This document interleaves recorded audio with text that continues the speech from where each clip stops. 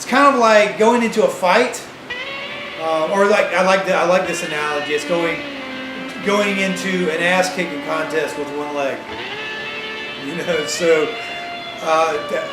if you can win an ass kicking contest with one leg, you're a bad motherfucker. So I think that limiting yourself or handicapping yourself to grow is a really key point for artists to embrace.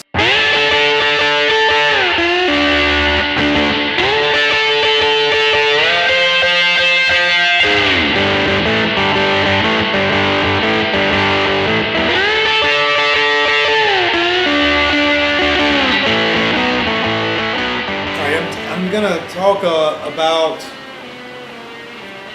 some process techniques and things I do both creatively and in the studio that I've adopted over the years that help push my projects along, push my ideas along, and keep things interested and keep things fresh as far as what's happening in the studio.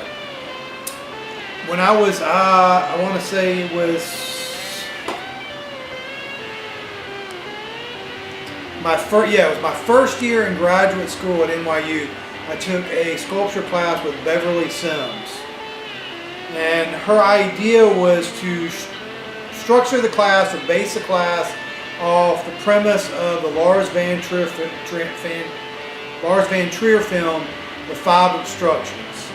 And for those of you unfamiliar with that movie, basically what happens is he goes back and has a conversation with his mentor and teacher and challenges his teacher to remake his famous film, The Perfect Human, 5 different times, and each time having different obstructions placed upon him on how he can and can't do certain things within the cut of the film, the filming of the film. So his teacher takes on this challenge and the roles reverse, and what ends up happening is the teacher is reinvigorated creatively and produces 5 of probably one of the best stuff he had done since his masterpiece, The Perfect Human. So what we did in the class is Beverly paired us up, and we had to have a studio visit where we presented the body of work that we had made up to that point, and our partner chose our masterpiece. And then we had our first crit or meeting, and had several drinks to get things loosened up, and set out a certain amount of obstructions for each of us to work under within the next 3 weeks. I think it was every 3 weeks we had to have a finished piece. And one of the pieces that was chosen for my masterpiece was a video installation or projection that I had done of a performance where it was a split screen. It was one of my first split screens idea, and I had to remake that 5 times. Of course, towards the end of that arc, the split screen was obstructed out, and also the private performance for the camera only was thrown out. And I did what was known as the Blitz project, where I turned my studio into a gladiator ring and created a what I thought at the time was an indestructible sculpture, like a tackling gun or a punching bag.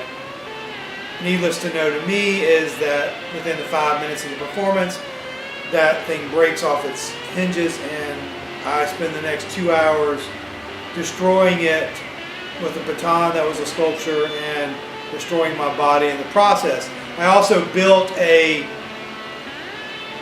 set of bleachers around the studio where people stood up and looked down into the studio to see this action happening.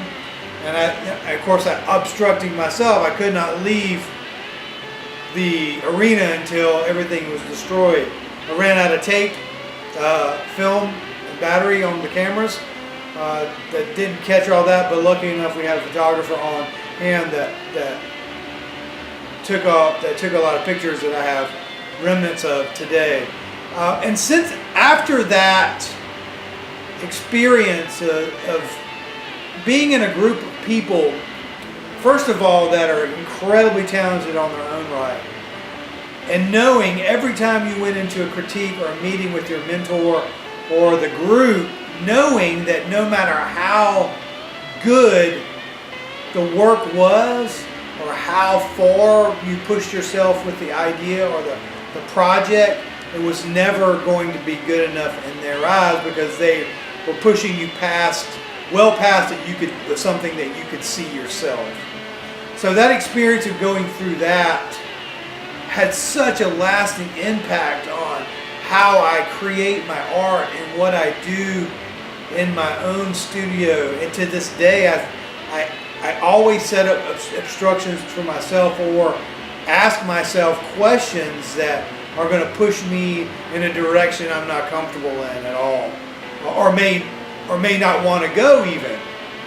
And so I like that experience of that class, and that idea of obstructions set a foundation that informs how I also consume art from other people.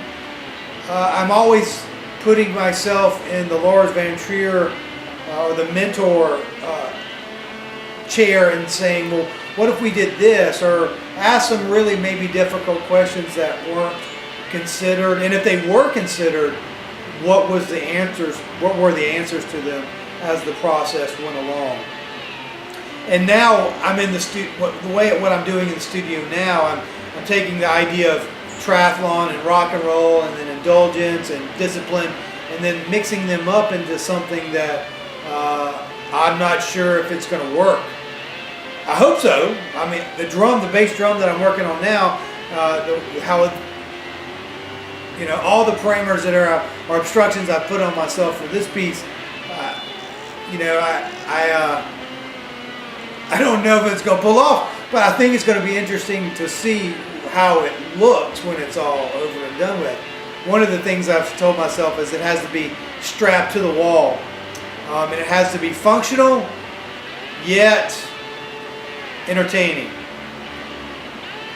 I don't know what that means yet, but it's coming along. Visually, I can see it in my head.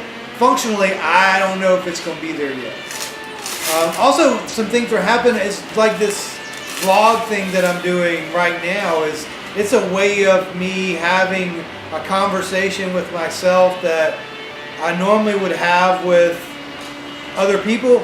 There are a few people, I would say 2 people, that I talk to on a regular basis. Definitely one that really rattles my cage, and I love him for that. And even hanging out with him this past week, he offers this insight into challenging myself that I don't get very often, and I really appreciate that. And I'm still digesting on some of the things that were suggested in that conversation, including how I'm handling the vlogs and the podcast. I think that's a really it's a fresh idea, and I've got to process it more before I share it with anybody. So the 5 obstructions, so the idea of limiting yourself to push yourself forward is a concept that I embrace. It's kind of like going into a fight, or like I like this analogy. It's going into an ass kicking contest with one leg.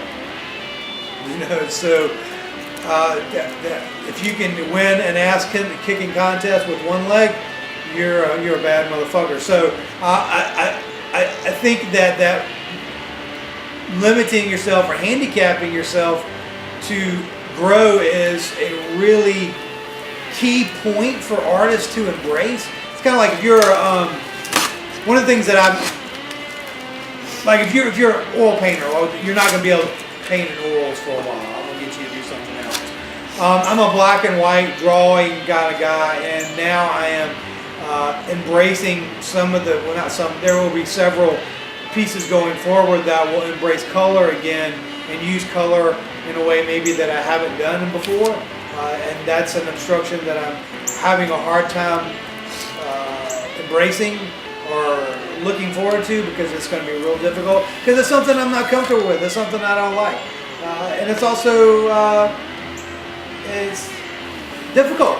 It's difficult to do. So I just wanted to share my thoughts on obstructions and give you kind of the background as you hear me talk about these things going forward with the projects, especially with the piece you're seeing me build right now as I'm talking to you. It's an exercise in obstruction. It's not just building something that's in my head. In my head, I'm challenging myself and wondering what could happen if I got rid of this and added this. I wasn't allowed to do this, instead I do that. So I just wanted to give you a heads up on that and give you an insight into the crazy mind of Kendall Projects. Thanks for tuning in. We'll see you next time.